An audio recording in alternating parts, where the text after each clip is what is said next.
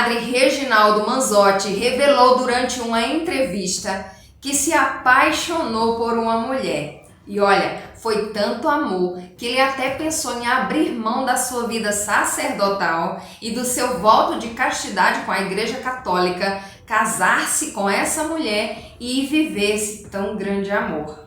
Quem será essa mulher a qual o padre acabou se apaixonando?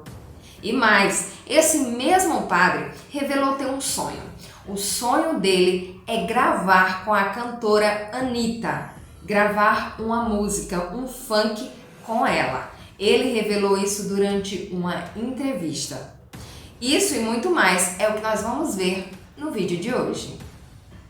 Olá, eu me chamo Leila e já quero convidar você a deixar o seu like nesse vídeo e se inscrever aqui no canal se você ainda não é inscrito.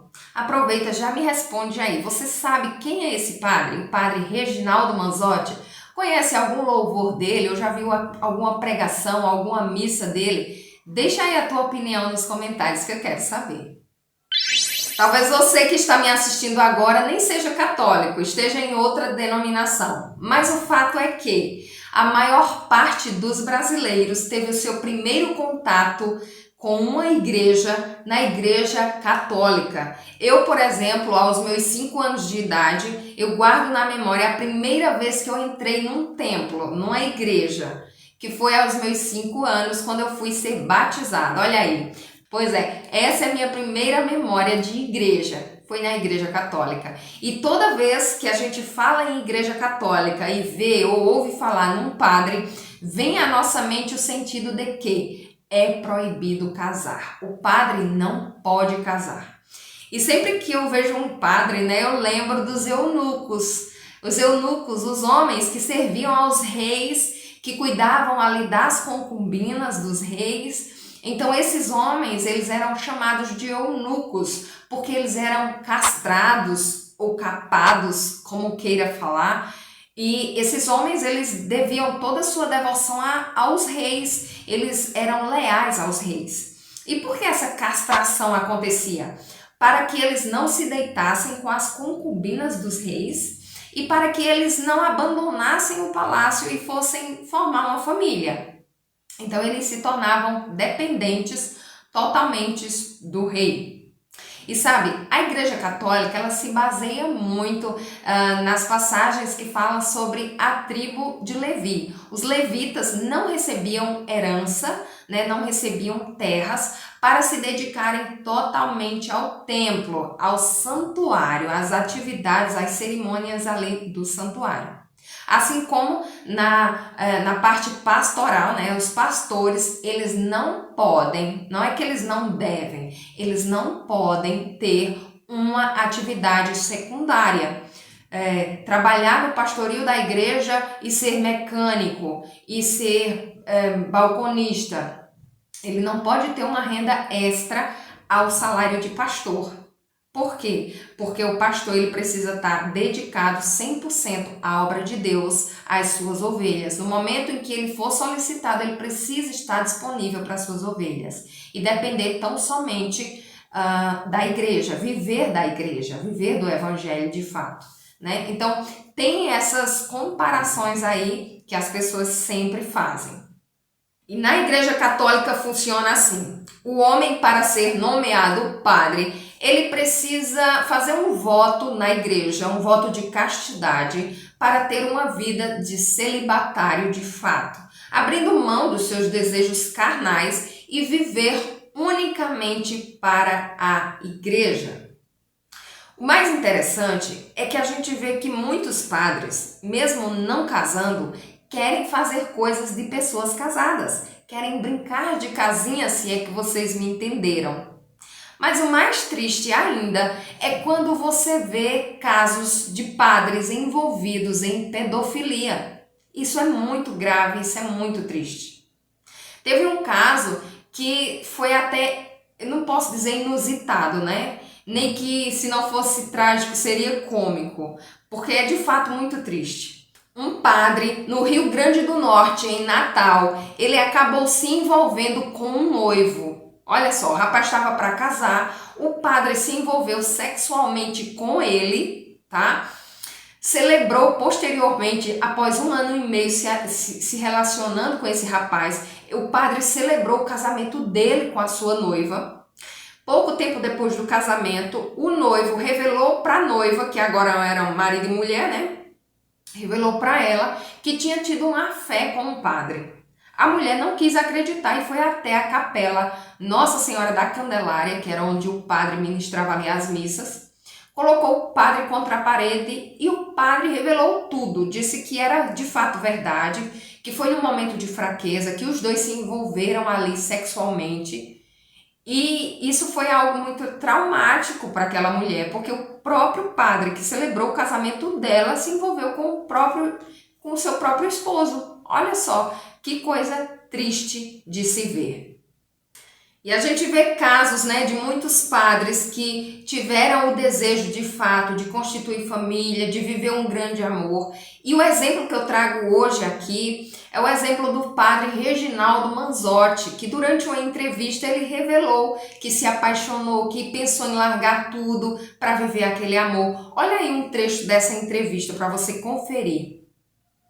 Mas claro que imagino que teve na tua preparação essa dúvida também, pô, vou ficar a vida inteira sem poder casar. Namorei, cara, namorei me apaixonei.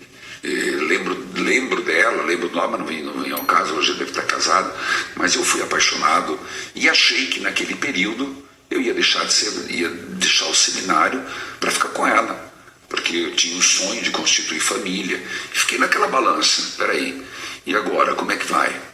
A paixão falando de um lado, o desejo de família falando, e de repente abrir mão para ser padre. Pesou pra caramba. Eu imagino. Então foi ali, naquele período, filosofia, teologia, assim, entendeu? Aquela briga de cérebro e coração. E aí foi quando pesou mais forte. Eu segui ser padre. E não me arrependo. Se eu nascesse de novo, eu padre seria de novo, porque sou muito feliz como padre. Diante dessas revelações, ele ainda disse que tem um sonho. O sonho dele é cantar, é gravar com a cantora Anitta. Ele disse que dependendo do funk, ele se sentiria à vontade assim para cantar. E que apesar de ser um bom pé de valsa, um bom dançarino, dançar ele não dançaria. Mas cantar, ele cantaria fácil. Agora me diz aí, se isso acontecer e tiver essa união dos dois, cantando ali, o padre Reginaldo Manzotti, um homem sério de igreja, cantando com uma mulher, com uma cantora que tem a sua imagem totalmente sexualizada. Me diz aí nos comentários, daria certo ou não? Mas, curiosidades à parte, vamos agora para o ponto-chave do vídeo de hoje, que é a gente ver de fato a contrafação do inimigo de Deus. Sabe, tudo que Deus faz, o inimigo quer imitar. Só que ao contrário de Deus, que tudo que faz é para o bem do ser humano, o inimigo faz para a destruição, para a perdição do ser humano. E muitas pessoas estão sendo enganadas por ele. Muitas, até as que estão dentro das igrejas. Olha só, o primeiro exemplo que eu trago aqui é o seguinte: Deus, ele pede em sua palavra que o ser humano devolva para ele 10% dos seus ganhos. E isso é considerado dízimo. A Igreja Católica, por outro lado, ensina o contrário. Ela diz que qualquer porcentagem que você quiser dizimar, desde que seja de bom coração, será aceito por Deus. Outro exemplo é a questão do dia santo. A Bíblia Sagrada é categórica em afirmar que o dia de guarda, de fato, é o sábado, porque foi o sábado que Deus separou e santificou para estar com sua igreja. A Igreja Católica, por outro lado, diz que não. O dia santificado, o dia de guarda, é o domingo e não o sábado. Mesmo não tendo embasamento bíblico para isso, a Igreja Católica afirma e os seus fiéis, infelizmente, seguem. Outro exemplo é a questão da adoração a imagens de escultura. A Bíblia diz que Deus abomina quem cultua imagens de esculturas. A Igreja Católica não só fabrica essas imagens, mas ela também ensina os seus fiéis a cultuar essas imagens e esperar milagres da parte dessas imagens. E são inúmeros exemplos como esse que eu poderia trazer hoje aqui, mas para o vídeo não se alongar muito, eu só queria mostrar para você que está me assistindo, que as pessoas, embora estejam hoje em outra denominação e não mais na Igreja Católica, mas elas trouxeram dessa igreja ensinos errôneos, ensinos que vão contra a palavra de Deus. E muitas igrejas evangélicas seguem ainda muitos ensinos da Igreja Mãe, da Igreja Católica, infelizmente. Mas só haverá libertação a partir do momento que você pegar a sua Bíblia e você começar a estudá-la de fato. Aí sim, nenhuma denominação, nenhuma outra pessoa poderá te desvirtuar do caminho da verdade. Porque você vai ter estudado, vai ter visto com seus próprios olhos o querer de Deus em sua palavra. Por isso, o incentivo de hoje é: estude a Bíblia todos os dias, dedique tempo para você estudar a Bíblia, para que assim o Espírito Santo possa te ensinar mais e mais sobre a vontade de Deus. Eu espero que você compartilhe esse vídeo com quem você deseja alcançar, que você leve esse vídeo a outras pessoas e que ele sirva como um ponto de libertação. Que Deus abençoe a tua vida, a tua casa e o teu ministério. Que Deus abençoe a todos e até o próximo vídeo, se Deus quiser. Amém. Amém.